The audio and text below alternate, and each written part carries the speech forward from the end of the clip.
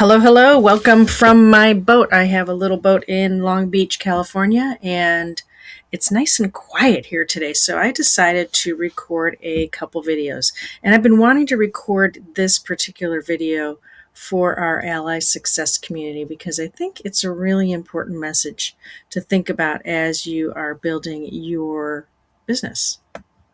And it's about your next big client. And I want to talk about what I mean by next big client and how to get from point A to point B and sign up that client that really changes your trajectory. And here's why I'm talking about this. Most businesses, most people who own small businesses, founders, owners, etc., don't have a lead problem. They have a focus problem. And what I'm finding is that businesses that stall aren't stalling because they're bad, but because they're scattered. Effort is high, but the payoff remains pretty unpredictable. What's really happening is that posting isn't fixing inconsistent revenue. More leads often means more bad fit clients, and that energy gets spread thin across opportunities that really don't convert. And so the big shift you need to think about making is that you don't need more clients. You need one good one. Now, that doesn't mean you should rely on one client, but one good client, one big client can change your direction, change your path, change your trajectory. And so what I mean by that is it's an aligned client that gives you momentum. This is an one aligned client that creates momentum that changes everything. That momentum transforms how you price, how you speak about what you do, and how you sell and learn to sell with more confidence. So, high volume, like getting on a lot of calls, chasing a lot of opportunities, kind of keeps you from seeing the right opportunity clearly, the right clarity. It's all about clarity. And one yes from the right person beats 10 maybes, or way better than 10 mismatched clients. We know when we bring on a client that we know when we bring them on, we know in our hearts they're a mismatch that causes so much grief for everybody. Let's focus on the right clients and let's focus on getting that one big first client. So let me clarify what I mean by big client. It doesn't mean corporate, it means aligned. The traits of a big client are simple. They have a real problem right now. They have a pressing challenge that they're ready to solve. They also have decision-making power. They can say yes without endless meetings, committee approvals. Like they're the person who's going to make the decision. They invest in results, not just deliverables. They have a values outcome. They know what they need, and they know that you're the person to help get that. That's where that alignment is. And most importantly, in my opinion, is respects expertise. They trust your process and make you doing your business with them feel easier, not difficult. They trust you. They know that you are a specialist in whatever you're offering and that this is what you do, and they trust that process. I've had big clients that in some ways have transformed my business because they've brought me other clients, but they didn't respect expertise of me or my team. And so that became very difficult and very filled with friction and constantly having to defend and explain why we were doing this, why we were recommending that. And so this is not about a big client. This is about that type of alignment, having these traits. Look for these traits when you're talking to people. This is about leverage, not ego, yours or the client's. So what I've got here for you is a very, very simple framework, and that's how that first big client method works. The first thing you want to do is define the one client. Get crystal clear on the one client that matters the most. Not every possible client, just the right one. And I don't necessarily mean one person. I mean, what does that one big client look like to you? Get into their heads, get into their businesses, get into what their pain points are and how they express their pain points, which goes to my next point. Speak their language. talk directly to what they already care about, using words that resonate with their real concerns. You can chat GPT this or Claude it or whatever, but most importantly, you're not going to get accurate using their words. You have to talk to people. You have to listen to people. How do they express their pain points? Then you need to start conversations. You're going to begin meaningful conversations. I'm going to recommend LinkedIn for this because most of my clients are B2B service providers, and your folks are on LinkedIn.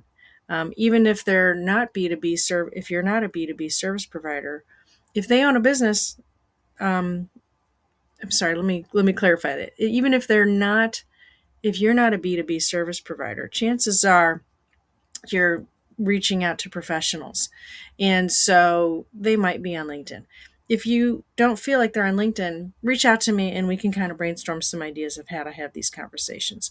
But don't forget about in-person networking groups. Don't think about networking opportunities in person. I'm going to one tomorrow night. I'm part of a virtual networking group. You'll learn who these folks are and getting into conversations with people who need what you are offering. So keep in mind, no pitching, no forcing of a sale, just a genuine connection. You will get so much further and you will find your first big client with genuine connection, genuine networking, genuine conversations. And you're going to offer a clear solution when the time is right. You're going to have a focused, compelling solution that speaks directly to their needs using their language. Okay. So this is clarity before complexity. You don't want to have an overly complicated system. You want to have a strategic focus on what actually moves the needle, what gets you from A to B, gets you in the room with your first big ideal client. So let's talk about that and removing the noise. Speaking of noise, I have an airplane zooming around me, but we're just going to walk through this. So why this works? It's because it removes that noise. We don't want funnels here. We're going to skip the complex automation. Remember, you're really honing in on personal relationships here. You're not going to be worrying about posting daily on LinkedIn and just like stop, get off that content treadmill. Content is important. Yes. Commenting is important on LinkedIn. I have a whole course on LinkedIn and how to get visible on LinkedIn. In fact, I'll be doing a short kind of crash course like this on what's keeping you invisible on LinkedIn. So stay tuned for that. But you don't have to worry about posting every day. You're not going to have to like rebrand or repackage. Just work with what you have. Work with what you're doing now. Keep it simple. Maybe you want to fine tune it a little bit, but don't like turn everything upside down. And you don't have to do a big build. Start with something immediate, small actions to get into this groove of connecting with people, talking to people, getting into conversations. It works because it focuses only on what's moving revenue. It's not just busy work. Your time as a founder and a CEO, 80% of it should be in this realm, connecting, networking, conversation, getting exposure out there for you and your business.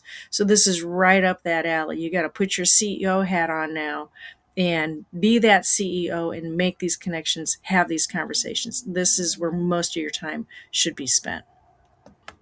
Hey, this is a crash course. So I wanted to give you an overview of how you can get from here to there, how you can get that client. And I want to talk to you about my journey here. I mentioned earlier that I had this big client that I thought this was my best big client. And I realized it was really more about the money, not the fit, not the alignment. But that person introduced me to another person that I thought, oh, here's my big ideal client. And it was very similar in a different way, but very similar of not super clear, not super aligned. There was definitely more respect. There was definitely more trust, but still not a good fit.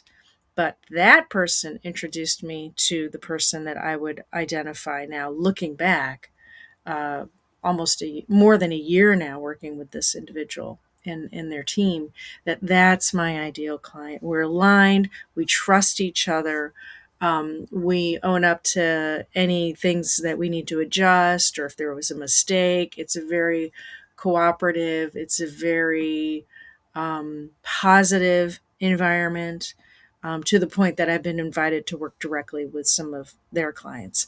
And so that client became my first big ideal client. So I went through two other clients that were big, but not ideal, right? And so again, remember, big doesn't mean money only. Your first big client can be a very moderate client. It can be someone who's paying you $300 to $500 to $1,000 a month, pretty moderate. I'm not talking about big money. That can be part of it, but I'm talking about a client that helps you see where you need to go, introduces you to people, changes fundamentally your trajectory, gives you clarity on what you should be doing because they understand what you're really good at and they kind of tap into that superpower. That's what I mean. So what I try to do is when I'm working with people and how to find this and how to get there, slide myself over a little bit, is that when I work with clients, one of the things is understanding that clarity, like precision on who your next right client is and what they truly need. I have so many conversations with well-meaning co-founders and owners and CEOs. And when I say, well, who do you serve? And they say, oh, I can serve everybody. That lack of clarity is not going to get you to this ideal one big client. And we also have to talk about messaging that resonates, words that actually land and create genuine connection. And that does include content, absolutely. But it also includes commenting on LinkedIn, for example. It includes what kind of emails you send and how you respond to responses. That messaging has to resonate. That human aspect is so incredibly important right now. People are weary and wary of AI. I am not anti AI. I use it every day. My team uses it every day. But comes a point when the human needs to step in. The human approach is more powerful because most of our businesses are based on relationships and connections, not just transactions.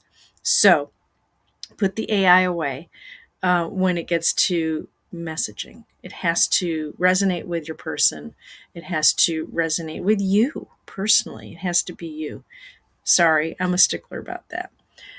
You do need to look at simple outreach. And again, it's an approach that starts real conversations and not sales pitches. And so I do teach people how to do that. We do that in the Ally Success community. And I do it when I'm working with my clients.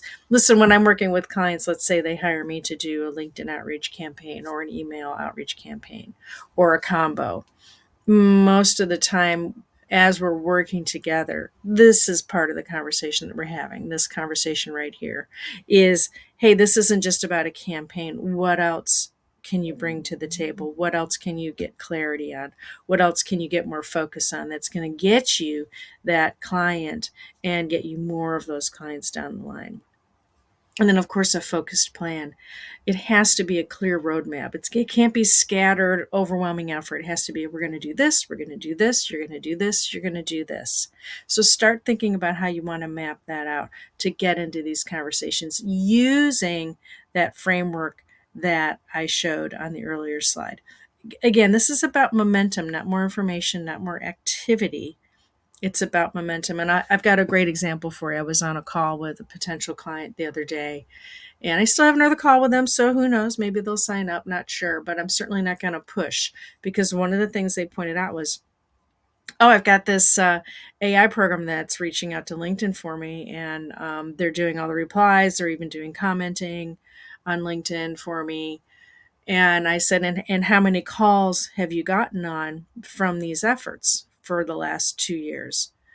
He said, well, 2 or 3. And I said, and tell me about those calls. Were they aligned? And he said, no, not really. And so he showed me, oh, here's how many connections, and here's how many impressions, and here's how many comments, and this and that. I said, activity doesn't replace conversation. It doesn't replace a plan.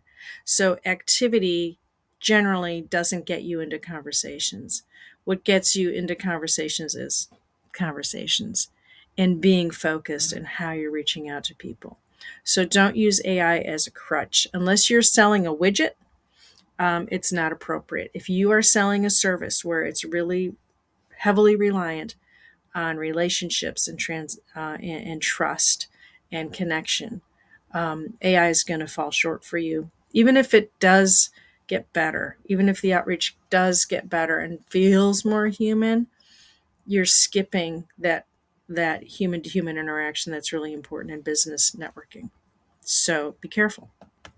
Listen, let's talk about this more if you want to. If this resonated, the next step is a call with me. If you're in the Ally Success community, you can book a quarterly call with me, no extra charge for that. If you're not in our Success community, give me a call.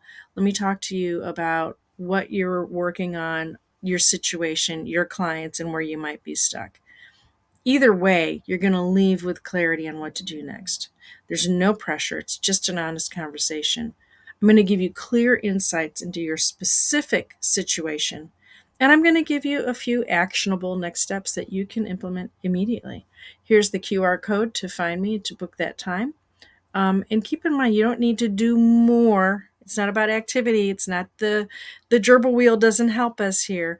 It's doing the right thing next. Listen, I hope you found that information helpful. This is one of my favorite topics to talk about, as you can tell, hopefully. And that clarity and that connection is so important in what I do and probably what you do as well. Listen, reach out to me if you have any questions on this. If you want to do that quick chat, always happy to be a sounding board. Have a good one, and I'll see you in a few, hopefully. And stay tuned for the next class that I'm going to be posting, which is why you're invisible on LinkedIn and how to fix it. All right, have a good one. Talk to you soon.